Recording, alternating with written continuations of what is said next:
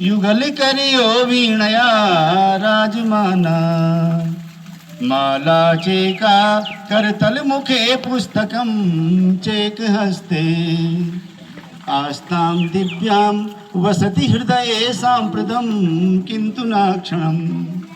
भगवान लक्ष्मी नारायण जी को नमन करते हुए, अपनी गांव की माटी को नमन करते हुए, इस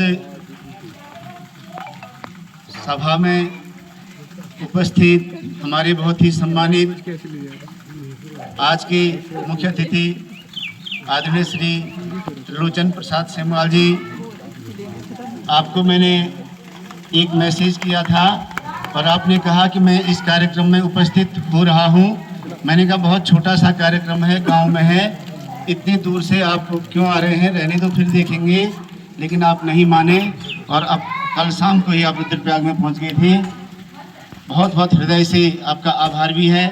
हमारी चंद्र दीप्तिका, चाहे वो श्रीनगर में प्रोग्राम रहा हो, चाहे रुद्रप्रयाग में रहा हो, चाहे अगस्त्यमुनि में रहा हो, चाहे चंडीगढ़ में रहा हो, चाहे बसु केदार में रहा हो, आप हर जगह, और आज गांव, हमारे गांव छोटे से गांव भटवाड़ी में हैं, आप यहाँ भी हैं। तो हम सबके लोगों की समस्या के समाधान के लिए आपको सरकार ने जिम्मेदारी दी है, इसके लिए उत्तराखंड सरकार का भी आभार प्रकट करते हैं।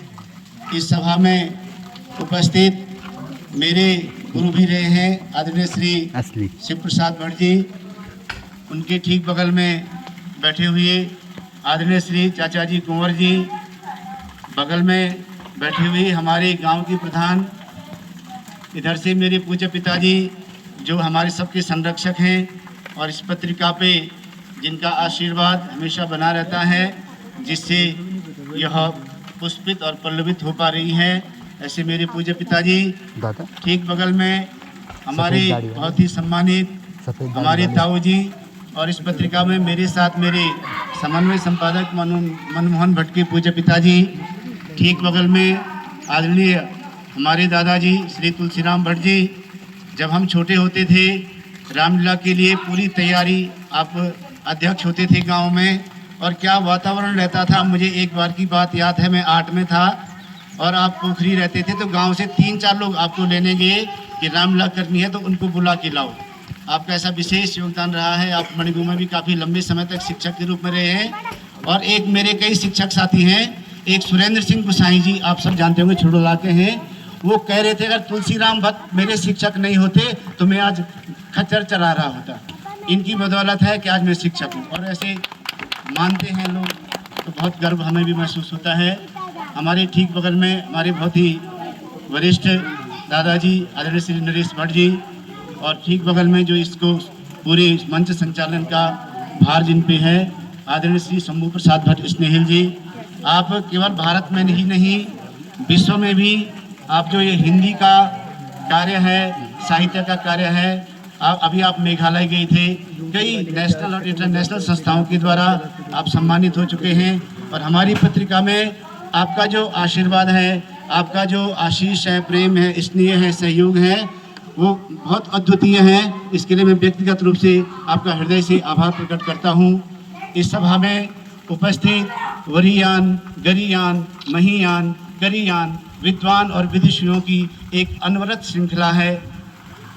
तमाम गांवों से आए हुए बहुत ही सम्मानित प्रधान, क्षेत्र पंचायत सदस्य, साहित्य सहयोगी, आचार्य, पूर्व प्रधान, रंगकर्मी, आप सबका बहुत बहुत हृदय से आभार करता हूं।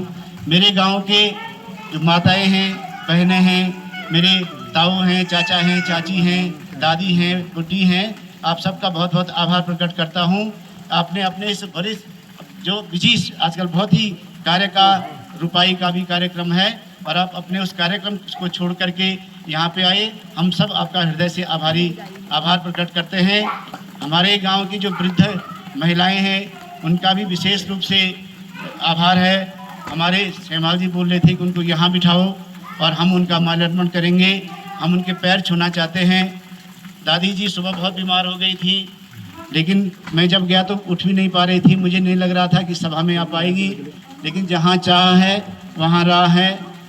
और मेरे बहुत ही सम्मानित गांववासियों, मेरे बहुत ही जो मुझ पे नृत्य